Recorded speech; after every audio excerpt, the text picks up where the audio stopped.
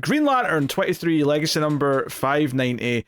Jeremy Adams writing with Zermanico on the art. And just a quick note on the legacy number there. That's actually a bit of a jump from the last time I said a legacy number on this, because they've started putting it on the cover. And DC had about 31 issues more than I did. Now, that's not enough for Hal and Pals to be counted, so they're not counting that. But they are counting something that I wasn't. I don't care enough to go and check what's about 31 issues worth, but there's a 31 issue difference between the number I had worked out and what they're putting on the cover. So, just worth mentioning that there's a correction there. But that's what they're saying, so that's what we'll put down. So yeah, this is an enjoyable enough issue. It's not like great or anything or amazing, but it's definitely a solid another issue in this ongoing story. Yeah, it did crack me up with Nort just appearing in hell, right? Because I was like, oh, what's going on with Nort? Why is Nort there? Did Nort die? Why is Nort in hell? And he's like, oh, I just kind of tripped and fell into a thing, and I woke up here and I have no battery, so I have this torch. Someone did comment saying that Nort did indeed die at some point. Oh, okay. Maybe he didn't realize he died. That's even more tragic. Yeah, although he seems to come out of hell with everyone at the end of the issue, so it seems like he's back. Right. It's just so him just be like, yep, I'm here. I lost my charge. So can I hang out with you guys? And him just kind of tagged along on this adventure. Pretty fun. Yeah, I think this is definitely one of those issues where it's a fun enough read. I think the art is really solid from Zermanico. It is a really cool thing where it contrasts between the dark, moody stuff in hell, and then kind of the big, more space adventure stuff with Kyle and Co. in the spaceship running away from the other ship, and then dodging a large monster with teeth. Yeah, it's just very fun. Star Wars. It's very Star Wars. Just very fun, kind of light-hearted space romp stuff, but they're doing kind of like witty lines to each other. The art's solid. The monster looks good, and that's pretty much all that is. There's not a whole lot to say about it other than that. And then the Hal stuff in hell, we find a character that I assume I just didn't know, but according to DC Wiki, it's a first appearance. So they're just kind of like inserting this character that apparently, when Hal was Spectre, he made a deal to trap this being here in hell.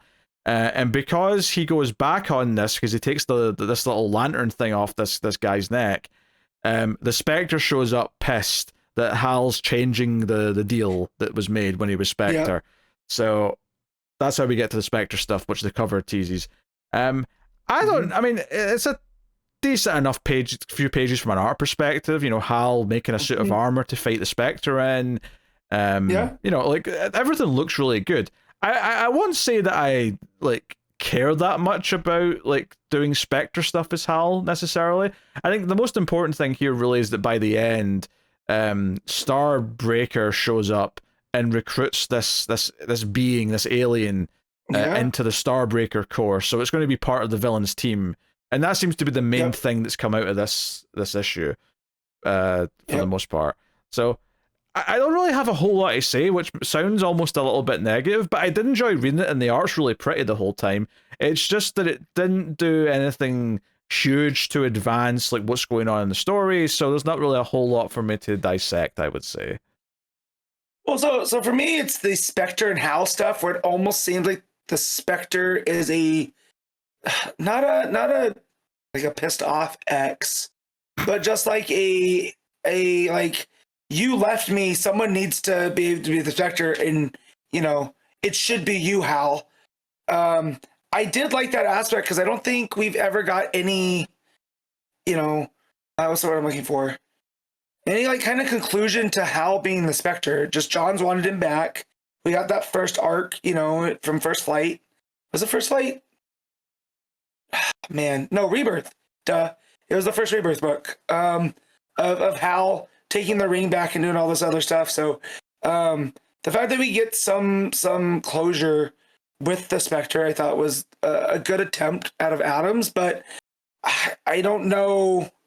It just begged a lot of questions to Hal as a Spectre going after an alien if the Spectre is the spirit of vengeance and it's supposed to be Big G God's vengeance. what's it doing with the aliens on another planet, right? Because they even mention some of the demons in hell look like a species of alien from another planet. Nort points that out. So it just gave some big cosmological questions that I had here, that it's almost like I don't know if that was Adam's intent or not, but it did set up the whole this figure. I didn't even remember the name, but the one that the Starbreaker Corps shows up for at the end, using disgust as its power. Yeah, so it looks was like it's Alade or Aleda or something. That was the name, or something like that. Aida, something like that. I remember there's an A and a D and another A, so we're both close. But yeah, and just Hal coming to terms with, like, he didn't want to be the spirit of vengeance, right?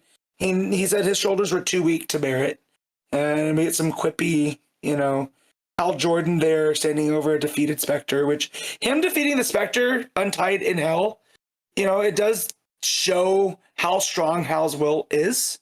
So I always like those moments where we get told all the time that, almost no one has more will than Hal Jordan. Rarely do we see it put in action, right? So the fact that he beat Spectre in hell because of it, I thought that was pretty cool. But yeah, you're kind of right. There's not much else to talk about, because like the spaceship stuff is like traditional sci-fi, race against another, ship, dodge this big space monster. The art looks great. XERMÁNICO's killing it, man. We get demons and aliens in one issue, and he kills them both. Like, this is great. Yeah, so, the contrast between the two plots is really nice visually. Like, I had a good time reading the book. It just, there's just not a whole lot of in-depth stuff to talk about here. I don't think. I think if you really care about Hal's time as the Spectre, you probably get a lot more out of that stuff. And I just kind of feel, I've never read Day of Judgment, and I never really, like, my only experience with Hal as Spectre really is the part in Rebirth where he stops being Spectre. Like, that's it. And I don't really remember it that well either. So it's not something that it's nice that Jeremy Adams is like taking things from like deep Green Lantern lore and like giving them little moments because he remembers reading them and he wants to play with them a little bit. I respect it. I get it. But it's I don't think this issue was as exciting for me as some of the other issues that he's had. But there's nothing wrong with it, and I don't, I think it's a perfectly solid issue that is chugging the things along, but none of it's all that in depth to sit and like analyze all that much. So art's very, very pretty. I will say that. So, all right, what are you giving Green Lantern, Matt? I'm gonna give this a 7.5. Yeah, I'll just go a straight 7. I think it's good. Like I realize that my not having much to say about it sounds more negative, but it's just good. There's just not that much else to say.